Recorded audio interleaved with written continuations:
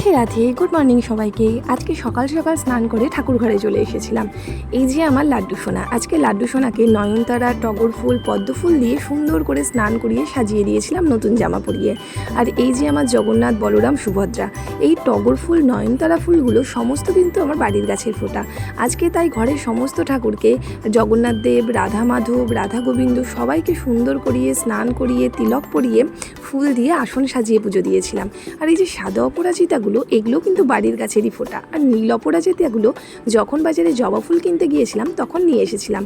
এই যে আমার বড় মা, তারা মা, এনাদেরকে লাল জবাগুলো দিয়ে কি অপূর্ব দেখতে লাগছিল, সত্যি মন ভরে যাচ্ছিল। আর এই যে আমার ভোলে বাবা, নন্দী, ইনাদেরকেও আজকে সুন্দর করে স্নান করিয়ে তিলক পরিয়ে নীল অপরাজিতা, সাদা অপরাজিতা দিয়ে পুজো দিয়েছিলাম। আর যেহেতু আজকে মঙ্গলবার, সেহেতু আমার বজরংবলীকেও সুন্দর করে পরিষ্কার করিয়ে স্নান করিয়ে তিলক পরিয়ে লাল জবা ফুল দিয়ে পুজো দিয়েছিলাম। আর আজকে যেহেতু বাজার থেকে আসার সময় বছরের প্রথম ফল আম দিয়ে পেয়ে গেলাম, সেহেতু ঘরের সমস্ত ঠাকুরকে আজকে আম দিয়ে সেবা দিয়েছিলাম।